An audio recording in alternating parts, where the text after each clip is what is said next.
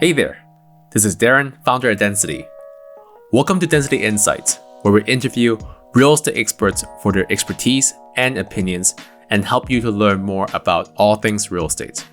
In this episode, we interview Gordon Franks at Lifestyle Property, a real estate agency helping Hong Kong residents source properties predominantly in the United Kingdom.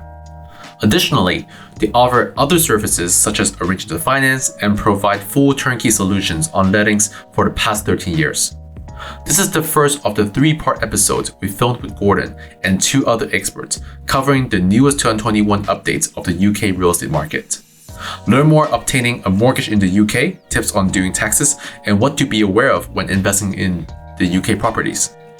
Today, we interview Gordon on his insights into the UK real estate market, along with what he thinks is overrated in certain UK regions. He will also be letting us know where other investors are looking and answer some important questions. This is going to be amazing for those of you who might be interested in investing in the UK.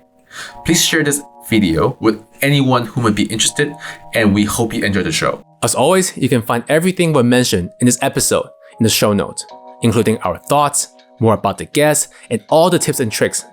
If you haven't yet, hit the subscribe button like you mean it to get our regular updates. Now, take a deep breath and buckle up for the show. Hope you enjoy. So Gordon. Hi, Don. It's nice having you again. No, thank you for having me. I remember last time was around October when you helped us and we did a Zoom interview. And then I've talked about having you on again to talk about the UK real estate market. Yeah. Would you mind giving the audience an update of the UK real estate market? And we can focus on the cities that Hong Kong investors tend to be investing in. Okay, sure.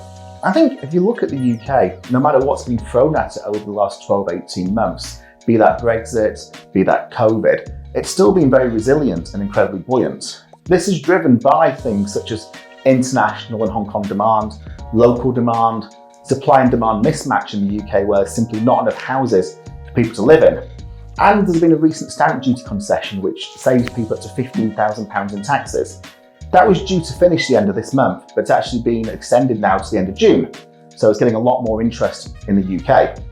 But as with any country or any investment, there's good areas to go into, but not so good areas depending what you're looking for. And if we take a tour of the UK, I think we have to start with London. London, without saying the obvious, will always be London. It's a great place to invest, it will do well, gets a lot of interest over the years. But what we've seen over the last 8 or 10 years is a lot of capital appreciation and not much increase in rentals. So you've got very high capital values and very low yields now. Don't get me wrong, London's a great place to invest and will do well over the long term. But if you're looking at the shorter term in terms of where you'll get better returns, other cities are proving to be more of interest from our Hong Kong investors and in fact, investors throughout the world. If we look at which cities I'm talking about, it's probably Birmingham and Manchester as the 2 main cities. Depending who you're talking to, they'll both say they are the UK's second city, but they can argue it out between themselves, but very big, very powerful cities on their own rights. But Manchester has had a lot of growth over the last 3 to 5 years, and it will still continue, but it won't be as high as we've seen over the last few years. So it's very important to look at Manchester to find the right area where there's not a risk of oversupply and the right development in Manchester. Birmingham is probably where Manchester was 2 or 3 years ago from the growth cycle. So just starting off, doing quite well at the moment. And there's a lot of regeneration going on in Birmingham at the moment. There's a new high-speed rail, which connects to London in 49 minutes, which isn't too far from completion now. And a lot of companies have left London and are moving their back office staff to Birmingham, like Deutsche Bank, Linklaters, HSBC. So this is through getting a lot of interest in Birmingham as a property hotspot, and I think we'll do very well over time. So with so much interest in UK property, right? Do you see some regions or like areas are getting a bit saturated, which investors need to be aware of? It's hard to say from a saturation point of view because, as I mentioned earlier, the supply and demand mismatch in the UK is that most areas are going up in value at the moment, and the good cities will continue to go up in value. But I think what we've got to think about from a saturation point of view is probably 2 main places. I mentioned Manchester earlier as being a very good place to invest. I do firmly believe in that, but we have got a lot of high-rise developments popping up there over the next 2 or 3 years, We're talking several thousand units, and that is going to increase supply, and you wonder how much demand there is for those units from a rental point of view. So you could argue that certain parts of Manchester have got a saturation issue. Other cities, I've probably mentioned places like Liverpool, and I mentioned that before in October, and I like Liverpool as a place, but the story for investment there isn't as strong as other parts of the UK. And I think it's been a little bit oversold in Hong Kong because it's quite a cheap place to invest, but you won't see the capital appreciation for a good few years there. With so many UK property exhibitions holding Hong Kong, I see like a lot of agents and brokers are promoting projects outside of London. What's the reason behind that? Quite simply, London is expensive. As I said earlier, it's very high to buy. A lot of capital is required to enter into the London market, and yields don't stack up as they used to. I think due to this, people's eyes and ears are being opened to seeing that there is life outside of London and investment opportunities outside of London. So people are looking around to see where they can get the best possible returns for what they're looking to achieve from their property investments. To me, there's two main ways of making money from property, one of which is from capital appreciation, and the other one is from income, as an income generating asset. And it's very hard to combine the two, if we're brutally honest. You're looking for one or the other if you're looking for them to maximize returns. Capital appreciation is always major city centres. So Birmingham, Manchester, London, but you lose out on yield. If you want to get a higher yield, you can invest in places like Birmingham and Manchester city centres, where the yield will be 4% compared to London's 2%, and you'll still see significant capital appreciation. Or if you look for income generating assets, you can look on commuter towns to the likes of Birmingham, Manchester, or the major cities, where we actually see yields of around 6%. So really giving out a lot of income to people which help pay off their mortgages quite quickly or provide an income if they've got no mortgage on that property, and still give capital appreciation, but maybe not at the same pace as you would get from a city centre. So ultimately, I think it's people are becoming more educated, their eyes are opening in terms of different types of investments, and this can only be good for the investors in Hong Kong, but we're seeing a greater range of products now. We have asked a few questions to our audience of what kind of question they want to ask you.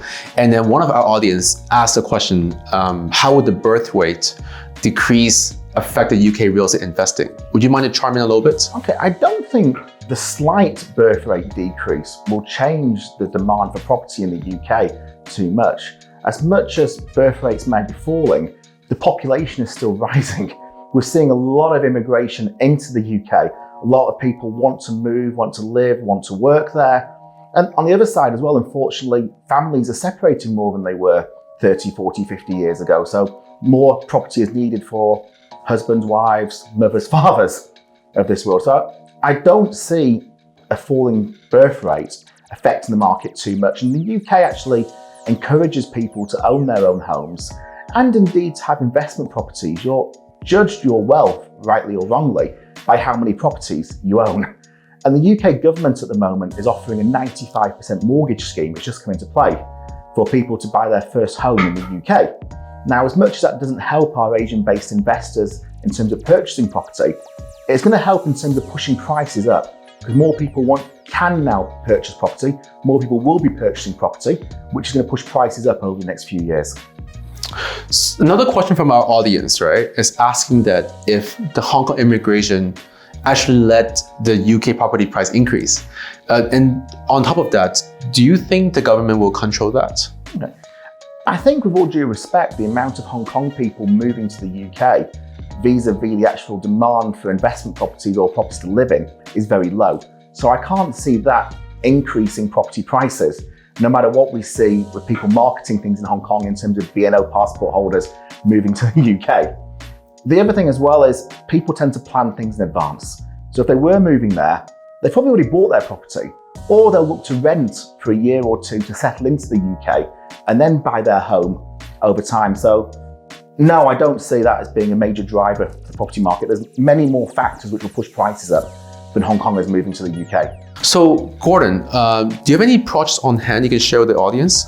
I do. As with everything, we do have projects available. But I think today I'd rather focus on the education behind the scenes in terms of what to look for when you're buying a property, how to purchase a property, and how to maximize returns. If we were to talk about projects, and I won't mention project names, I'd probably say two of our better ones or two proving more popular are both in or around Birmingham at the moment. We have on one extreme right in the city centre, where you've got the banks across the road, you've got the nice wine bars, very high-end, lovely place to live, lovely place to invest, and we'll see a lot of capital appreciation. And the 2 beds there are around the £360,000 mark, so quite affordable as well. But then on the flip side, I talked earlier about capital appreciation assets and or income generating assets. If you go 15 minutes away from you go to a commuter belt to Birmingham, where prices are much lower, around £110,000, and you get a 6% yield on that, so we'll pay the mortgage off very quickly or give an income. And much lower capital values, you only have to put about 250,000 Hong Kong dollars in. So it depends upon the type of investor, the type of client.